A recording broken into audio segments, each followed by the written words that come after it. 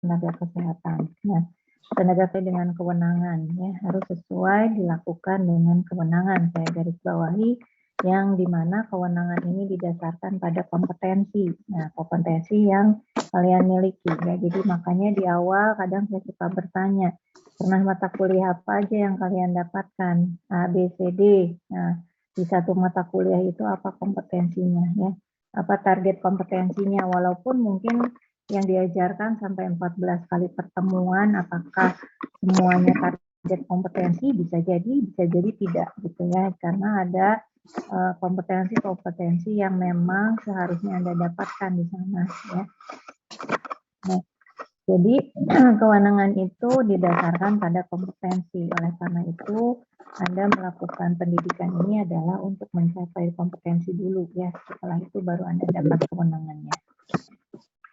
Terkait dengan tenaga kesehatan ini, maka kalau kita pengen punya kewenangan untuk menjadi ATLM, oleh karena itu kita harus memiliki pengetahuan ya, keterampilan melalui pendidikan bidang kesehatan ya. Tentunya pada saat Anda sekarang melakukan perkuliahan dari semester 1 sampai semester 8 ya kalau D4, maka nantinya itu menjadi bekal Anda pada saat akan melakukan praktik nanti di pelayanan kesehatan.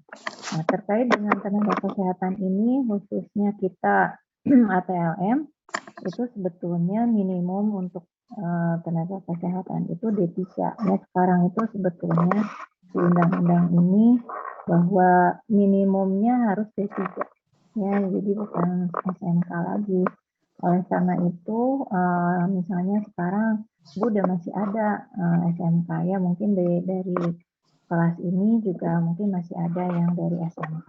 Tidak masalah ya, tidak masalah karena memang masih masuk tenaga kesehatan, namun sekarang sudah dikatakan bahwa yang SMK itu adalah asisten tenaga kesehatan, artinya asisten dari D3.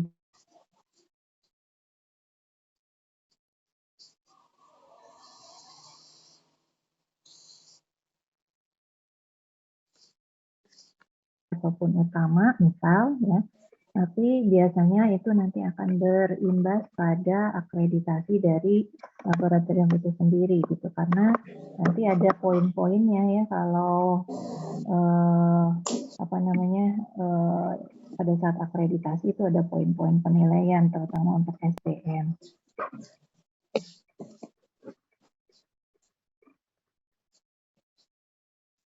Bentar ya, ada laptop. Bentar. Kemudian, nah, terkait dengan kompetensi flebotomi ini khususnya, kalau kita lihat di sini ada kategori keterampilan. Keterampilan yang harus kita ampu gitu ya sebagai ATLM, khususnya di flebotomi, kemampuan mempersiapkan dan menganalisis bahan biologis ya.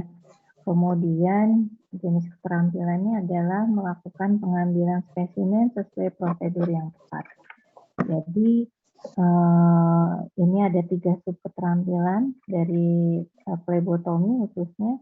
Ada 3, pengambilan darah vena, kapiler, dan arteri. Walaupun misalnya ya, ini kemarin saya dapat komunikasi kan ya, kemarin Anda sudah dapat tentang komunikasi flebotomi, yaitu juga salah satu kompetensi ATLM ya. Kemudian nanti misalnya dapat lagi K3 ya dari Bu Ari misalnya, itu juga sama ya, termasuk kompetensi dari flebotomi. Tapi kalau yang sangat berhubungan sekali dengan flebotominya ya tentunya yang 3 ini. Pengambilan darah vena, pengambilan darah kapiler, dan pengambilan darah arteri dengan tingkat kemampuan yang berbeda.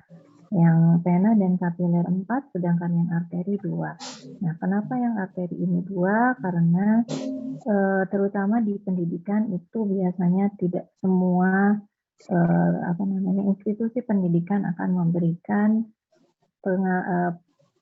praktek ya, memperlihatkan atau mendemonstrasikan praktek untuk pengambilan darah arteri. Ya, jadi kami pun dulu di Poltekkes itu tidak mendapatkan ini, tapi mendapatkan teori dan kalau zaman dulu video jarang ya. Nah, kalau sekarang video sudah banyak, oleh karena itu nanti yang presentasi kelompok 7 sebaiknya ada videonya ya, supaya Anda akan lebih tahu bagaimana caranya ya.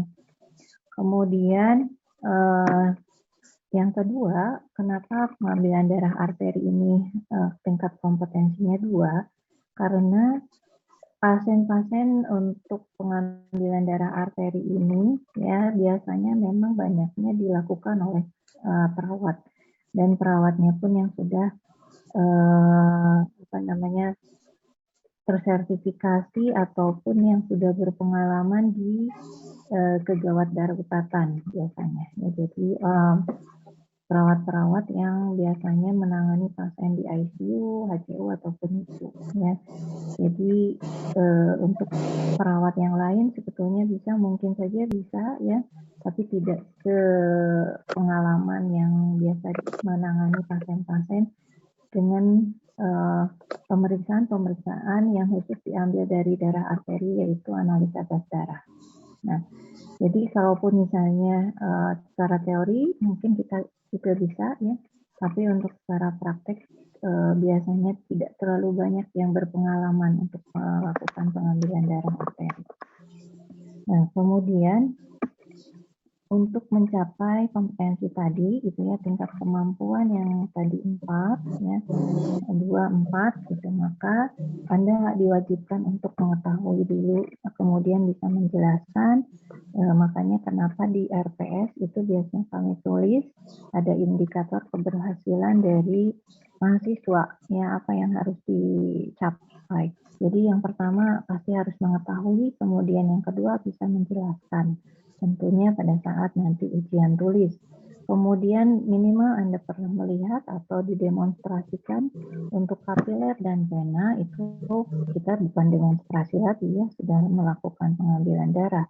Tapi untuk darah arteri mungkin Anda nanti akan melihat di video-video yang nanti teman-temannya akan share ya. Nah, kemudian nanti bagaimana indikator keberhasilannya, tetap dilakukan ujian tulis tentunya ya. Kemudian nanti Anda naik ke tahap berikutnya adalah terampil melakukan atau terampil menerapkan di bawah supervisi. Artinya ketika Anda misalnya sekarang di pendidikan tingkat 1 baru beberapa kali pertemuan, ini kita hampir 4 ya, 4 pertemuan Anda sudah lumayan bisa ngambil darah. Nanti berikutnya sampai pertemuan 14 itu diharapkan Anda sudah bisa mengambil darah sendiri dengan pengawasan kami sebagai dosen ataupun pada saat nanti ujian praktek ya.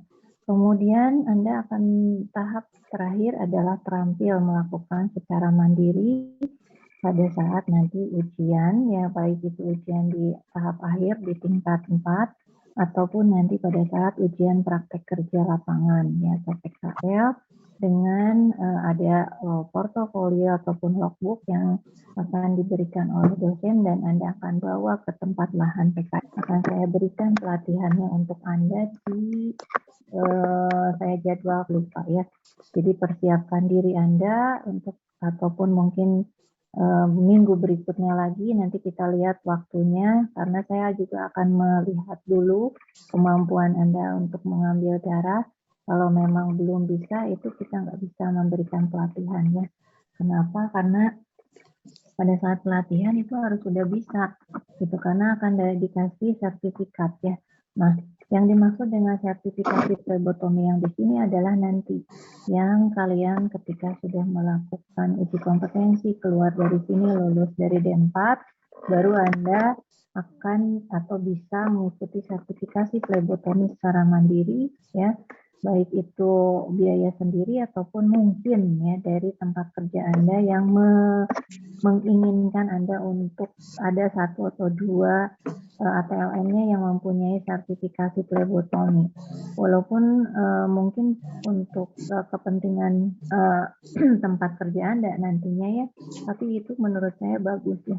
Jadi saya juga mengikuti sertifikasi flebotomi setelah saya menjadi ATLM.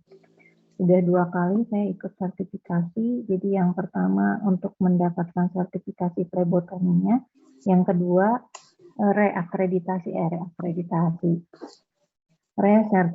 Jadi sudah 5 tahun saya perbaharui, namun hanya ikut uji kompetensinya saja, jadi tidak mengikuti pelatihannya. Kalau untuk mendapatkan sertifikasi flebotomi yang awal, ya, ketika kalian sudah menjadi ATLM itu biasanya ada pelatihannya dulu, ya, sampai workshop, sampai ujiannya, kurang lebih 3-4 harian. Tapi kalau resertifikasi setelah 5 tahun kemudian itu hanya ujian saja, ya. Jadi saya sudah 2 kali ikut itu. Nah, lembaga sertifikasi flebotomi untuk yang nasional itu masih dipegang oleh organisasi profesi kita, KPLK. Untuk yang internasional, lembaganya yang seperti ini ada ACA, NHA, dan sebagainya itu dari luar negeri dan menurut saya belum tahu ya, mungkin saya yang kurang update. Orang-orang kita, mungkin orang Indonesia itu mungkin ya belum ada yang, saya belum tahu juga, belum ada yang mendapatkan sertifikasi khusus flebotomi secara internasional. Nah, untuk di internasional itu ada 2, ada sertifikasi flebotomi dan ada sertifikasi khusus untuk teknisi donor darah.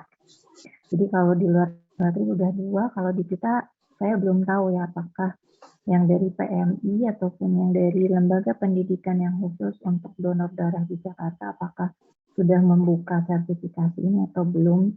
Saya belum mencari informasinya. Kemudian terkait dengan sertifikasi tadi, bagaimana cara mendapatkannya? Nah, Anda harus lulus dulu program pendidikan, kemudian Anda uji kompetensi nanti setelah 4 tahun. Kemudian kalau uji komnya Anda lulus, maka Anda akan mendapatkan 1 ijazah, yang kedua serkom. Kenapa baru dapat ijazah harus ikut uji kompetensi dulu? Karena ini sudah aturan ya dari Kemendikbud bahwa kita sekarang harus ada uji komnya. Jadi uji kom ini nanti nilainya ya saya kasih tahu ya supaya Anda siap-siap dari sekarang. Untuk uji kom ini nilainya adalah 60% dari nilai mata kuliah dari semester 1 sampai semester 8 ya, berarti kalau kalian. Dan 40%-nya adalah pada saat uji kompetensinya. Jadi sekarang mumpung masih tingkat 1, Anda persiapkan untuk dapat nilai yang sebaik-baiknya atau IP yang sebaik-baiknya supaya bisa diambil 60%-nya juga nanti besar. Ya, kalaupun uji kompetensi Anda nanti kecil, mudah-mudahan bisa ketolong dari yang 60. Tapi sebaliknya ya, kalaupun misalnya tetap saja uji kom itu karena diambil 40% gitu ya, maka Anda harus tetap saja belajar gitu ya nanti. Oleh karena itu nanti di grade 4 itu tingkat 4 itu ada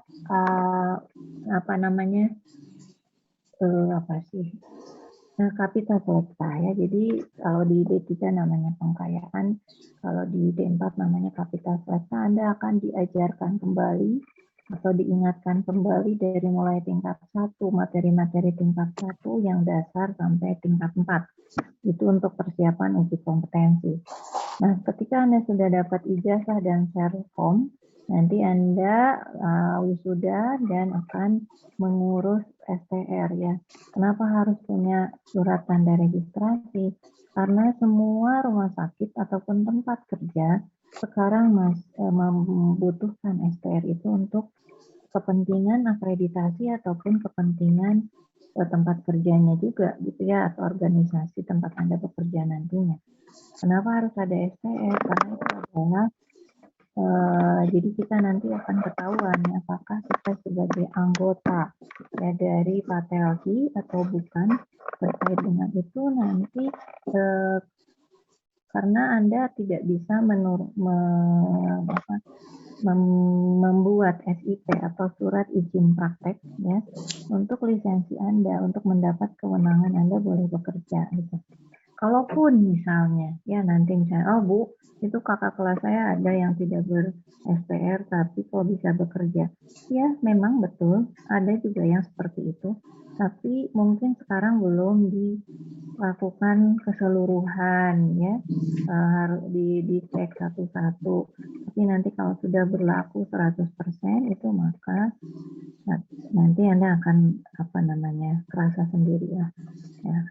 Nanti coba kalau Anda lihat di pengumuman permintaan karyawan itu selalu dituliskan yang ber-SPR aktif gitu ya. Jadi jangan jangan sampai kita misalnya saya nggak akan ikut peraturan.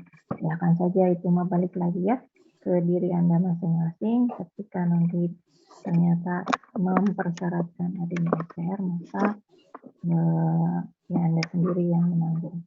Nah, kalau sudah dapat SPR, kemudian Anda mengurus nanti SIP, nah baru Anda boleh mengikuti sertifikasi keahlian khusus.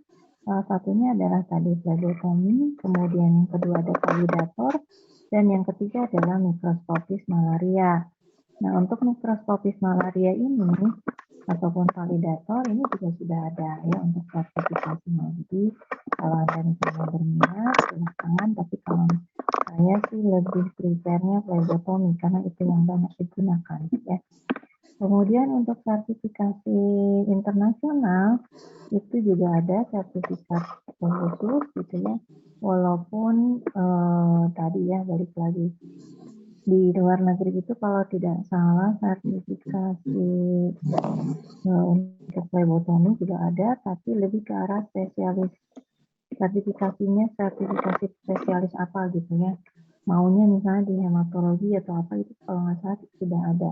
Kalau di kita kan baru 3 ini ya, flebo, validator, mikroskopis malaria.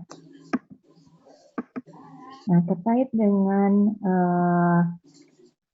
kewenangan kita tadi misalnya kita sudah punya kompetensinya, kemudian Anda lulus dan sudah dapat SPR SIP, maka pada saat Anda praktik nanti sebagai ATLM, Anda bisa punya kewenangan ya. Nah, kewenangan ini sesuai dengan tadi yang Undang-Undang Nomor 36 Tahun 2014 bahwa Anda punya kewenangan ketika sudah mempunyai kompetensinya ya. Nah, ternyata kita juga sebagai ATLM boleh mendapatkan limpahan wewenang. Nah, limpahan wewenang ini itu baik tindakan medis ya dari tenaga medis, khususnya ya harus dari tenaga medis karena kita sama-sama tenaga medis. Walaupun mungkin ada kadang-kadang pelimpahan wewenang itu untuk membantu di bagian administrasi gitu ya. Nah, untuk pelimpahan wewenang ini contohnya seperti kemarin ya kita 2 tahun kemarin pandemi itu kita mendapatkan pelimpahan wewenang sebetulnya ya. Nah, pelimpahan wewenang ini ada 2, ada delegatif, ada mandat. Untuk yang delegatif ini itu sesama ataupun yang sejajar sejajar stratanya apa ya strata, saya bingung gitu. D3 misalnya D3, D4 gitu ya sama-sama. Nah, jadi misalnya dari teman sendiri ataupun misalnya dari keperawatan gitu ataupun dari tenaga kesehatan yang sama-sama dari D3 atau D4. Kalau yang limpahan wewenang mandat, nah seperti kemarin waktu kita pandemi kita dapat mandat tuh. Ya sebetulnya untuk pengambilan swab naso dan orofaring itu sebenarnya bukan wewenang kita sebagai ATLM ya, tapi wewenangnya dokter THT ya. Namun karena kemarin pandemi pasiennya banyak sekali, dokter THT-nya mungkin sedikit ya, maka akhirnya ATLM yang disuruh gitu ya. Nah, waktu awal-awal pandemi itu sebetulnya kita tidak ada pelatihan sama sekali karena insidental banget ya karena kondisi gitu. Jadi akhirnya siapapun yang ada di laboratorium itu hanya dilatih sehari 2 hari gitu langsung disuruh melakukan pengambilan naso dan orofaring. Nah, itu adalah mandat ya. Jadi mandat gitu dari wewenangnya orang lain, kemudian kita disuruh ya. Tapi kemudian setelah 2021-an ataupun 2020 akhir itu kita sudah ada pelatihan-pelatihan juga, walaupun tidak semua KTLM apalagi yang di daerah mungkin agak sulit untuk mendapatkan pelatihan naso dan oro. Itu juga pelatihannya dalam keadaan terbatas ya, karena kan masih pandemi. Jadi hanya tergantung beberapa orang saja yang bisa dilatih gitu ya, tidak semua. Nah, maka itulah yang diberikan wewenang. Nah, terkait dengan Permenkes nomor 42 tahun 2015, maka diatur tentang kewenangan delegatif, kemudian mengatur kewenangan D3 dan D4, kemudian mengatur tentang di luar kewenangan yang bersifat tadi mandat ya. Contohnya tadi karena dari pimpinan unit kerja disuruh untuk naso dan oro, maka kita kerjakan. Pekerjaannya bersifat by order, baik itu dari tenaga medis, bidan, peneliti, ataupun penyidik. Nah, kemudian di Permenkes nomor 42 tahun 2015 ini itu diterangkan mengenai SIP atau surat izin praktek yang berlaku di 2 tempat. Jadi Anda bisa bekerja di 2 tempat. Namun sekali lagi kita pikirkan ya, kalau di 2 tempat misal Anda satu kerjanya di Cimahi, satu lagi misalnya di Purwakarta misalnya. Kebayang ya, gitu, kalau di 3 shift itu kebayang ya, ngatur waktunya. Nah, jadi ketika mau bekerja 2 ya silakan aja kalau Anda bisa mengatur ya. Nah, untuk kewenangan plebotomi antara asisten tenaga laboratorium D3 dan D4 ini ada yang berbeda. Jadi untuk asisten teknisi laboratorium medik itu hanya sebagai administrator saja, jadi hanya verifikasi formulir, entry data pasien, mempersiapkan pasien, mempersiapkan alat bahan untuk pengambilan spesimen. Sedangkan untuk yang D3 dan D4 itu boleh melakukan pengambilan, persiapan, ataupun penanganannya. Jadi sampai melakukan penanganan pemeriksaan. Nah, kalau dilihat di sini yang berbeda antara D3 dan D4 hanya di tulisannya pemeriksaan yang khusus dan canggih. Jadi sebetulnya D3 juga bisa ya. Nah, tapi nanti yang berbedanya lagi adalah pada saat di keseluruhan kompetensi ataupun kewenangan D4 adalah dia di bagian validator. Nah, jadi kami mungkin dari orang-orang yang sudah berkecimpung di dunia ATLM sekian lama ya, dan sudah berada di tempat-tempat yang strategis untuk menentukan kebijakan, maka ditulislah ataupun dikeluarkanlah ide bahwa kita nantinya akan seperti ini ya. Jadi ada jenjangnya dari SMK, D3, D4, dan S2. Nah, dari SMK itu kewenangannya tadi sebagai administrator, untuk D3 verifikator, untuk D4 validator, dan untuk nanti yang S2 itu lebih ke konsultan. Atau inginnya kita bahwa S2 nanti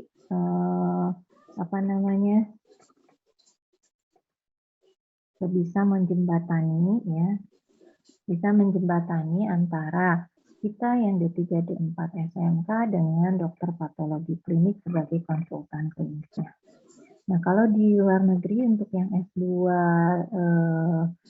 PLM ini itu lebih ke arah manajerial ataupun lebih ke arah hal-hal yang lebih spesifik dari bidang-bidang ATLM. Jadi misalnya ada yang lebih senang di bidang hematologi gitu, nanti spesialistiknya ke arah hematologi saja. Ya, tapi kalau di kita yang S2 itu baru satu, hanya di Semarang ya, baru yang ngebuka di Semarang. Jadi yang lainnya belum ada. Ya, mudah-mudahan kemungkinan tahun depan atau nggak tahu kapan juga kita akan buka S2-nya juga, tapi kita lihat saja nanti. Kemudian untuk standar pelayanan plebotomi ya, khususnya di bagian plebotomi itu ada 2 sebetulnya. berdasarkan Permenkes nomor 14 tahun 2010 bahwa yang bisa atau harus melakukan atau boleh melakukan pengambilan spesimen klinik itu adalah ada dua. Satu perawat, yang kedua adalah analis kesehatan. Jadi ini masih namanya analis kesehatan. Jadi kalau perawat hanya mengambil saja, tapi untuk analis itu mengambil dan menangani. Jadi untuk melakukan pemeriksaannya tetap analis. Jadi kalau perawat hanya bagian pengambilan sampel aja. Oleh karena itu kalau Anda lihat di laboratorium, baik itu rumah sakit ataupun lab klinik swasta, ya biasanya itu yang ambil darah itu perawat.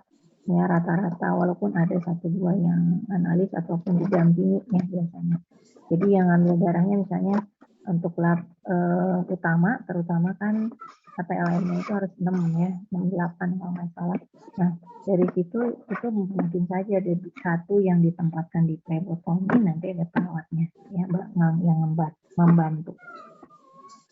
Kemudian, nah terkait dengan kompetensi, kalau kita sudah punya kompetensi, kemudian kita sudah punya kewenangan, maka kita juga punya perlindungan hukum dan tanggung jawab hukum. Ya.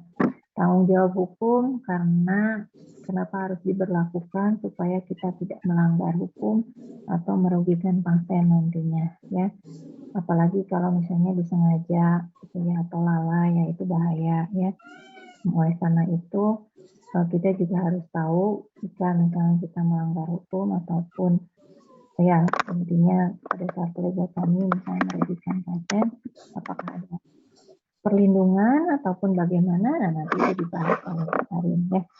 Nah, oleh karena itu setiap tindakan itu ada resiko. Oleh karena itu kita harus sesuai dengan standar atau SOP ya. Nah, kita juga dapat perlindungan hukum sepanjang gitu ya, sepanjang melaksanakan tugas sesuai standar profesi, standar pelayanan profesi, dan SOP. Jadi jangan sampai kita nggak tahu nanti standar profesi kita apa, standar pelayanan, dan standar prosedur operasionalnya, khususnya untuk yang phlebotomi atau secara keseluruhan di laboratorium. Jadi jangan sampai nanti kita punya kasus seperti ini ya. Ini sebetulnya kasus lama 2015. Ini yang khusus tentang plebo ya. Tapi untuk yang khusus yang terkait secara umum, misalnya ada kesalahan pengeluaran hasil gitu dan sebagainya, itu juga pernah terjadi ya di tahun-tahun belakangan kemarin. Ataupun misalnya salah melakukan pemeriksaan golongan darah untuk yang transfusi, itu juga kan sangat berbahaya ya bagi pasien. Karena itu jangan sampai kita melakukan hal-hal seperti ini ya, karena contohnya yang kasus ini 2015, jadi bapaknya akhirnya melaporkan, jadi pasiennya melaporkan ke pihak yang berwajib ya, sehingga kita antisipasinya, jadi jangan sampai kita melakukan pekerjaan yang tidak sesuai SOP. Oleh karena itu, di awal kita harus mengetahui dulu SOP untuk phlebotomi dari buku panduan yang sudah Anda pelajari ya kemarin dan yang hari ini akan dipresentasikan. Baik, mungkin itu saja terkait kompetensi dan kewenangan phlebotomi. Jika ada yang ingin ditanyakan, saya persilahkan.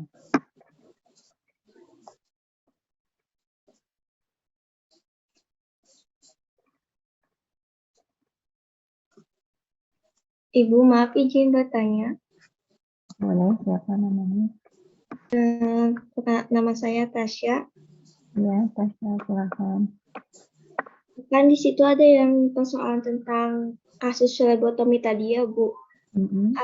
Kadang misalnya kalau terjadi pembengkakannya tuh setelah kita melakukan pemeriksaan oleh kita, tapi pada sebelumnya itu kita udah kasih tahu tata cara penanganannya apabila terjadi yang kayak gitu, tapi itu tetap dilaporkan, itu bagaimana ya, Bu? Ya, nah makanya nanti kalau ada kasus-kasus begitu ya, misalnya nanti ada pasiennya 2 hari atau sehari setelah pengambilan darah datang kan misalnya ke laboratorium gitu. Pokoknya tidak terimalah gitu ya dengan keadaannya. Nah, Anda ini terangkan ke kepala laboratoriumnya ataupun supervisornya kronologisnya seperti apa. Nah, makanya tadi satu ya, Anda harus punya dulu sertifikat flebotomi ya. Kalau Anda sudah punya sertifikat flebotomi, berarti Anda kan sudah terstandar sebetulnya. Jadi tidak ada kesalahan artinya ya.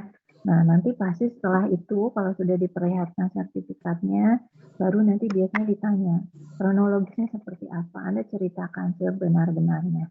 Ya, jadi kalaupun sampai tadi misalnya ini pasiennya sudah saya beritahu bahwa cara penanganannya jika gitu ya terjadi pembengkak atau ada memar atau ada kebiruan sedikit, maka yang harus dilakukan apa? Sudah diterangkan. Nah, itu juga nggak apa-apa, sebutkan aja. Nanti biasanya ada kita biasanya kekeluargaan dulu ya. Walau alam ya, karena kami belum pernah, saya juga alhamdulillah belum pernah ada yang komplain kalau saat terkait flebotomi, tapi kalau terkait pemeriksaan pernah gitu ada yang komplain ya. Nah, jadi kalau misalnya ada yang begitu, Anda ceritakan, nanti biasanya dibantu oleh supervisor atau kepala labnya. Kalau tidak bisa diselesaikan juga, mungkin nanti pihak rumah sakit baru bertindak ya. Nanti ada yang namanya mediasi, kemudian apa namanya tuh pokoknya pertemuan-pertemuan dulu lah dengan komite medik yang ada di tempat Anda bekerja. Ya, kalau di rumah sakit ada komite medik, kalau di laboratorium klinik saya nggak tahu namanya apa ya. Nah, kalau saya dulu zaman dulu ada pernah kejadian, jadi yaitu ya saya pernah cerita nggak ya. Jadi ada pasien, dia gadis sebetulnya, ya gadis begitu. Tapi saya juga ya kita menerima formulir aja kan dari dokter.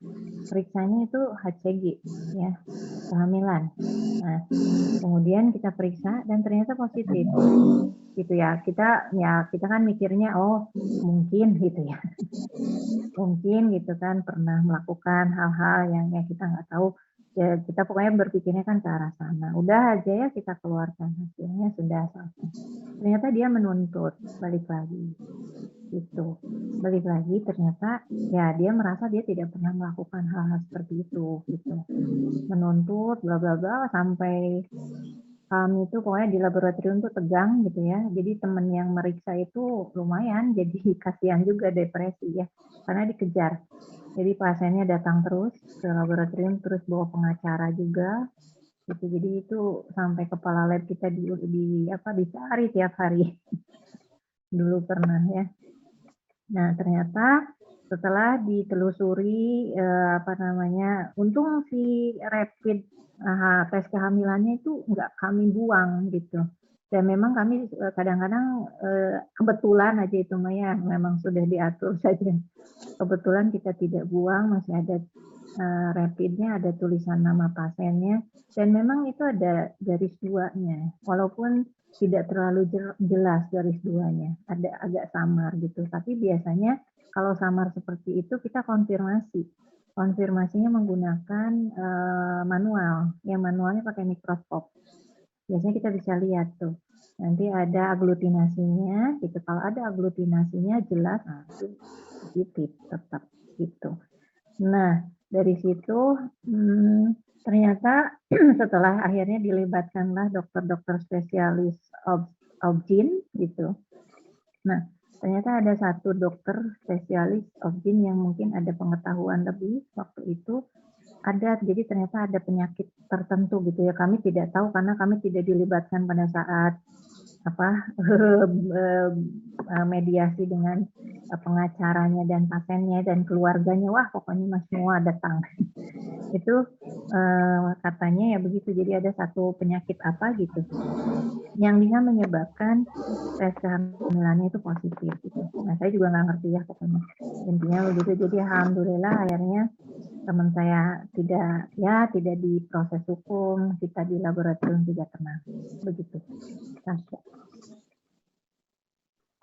Baik, ada lagi?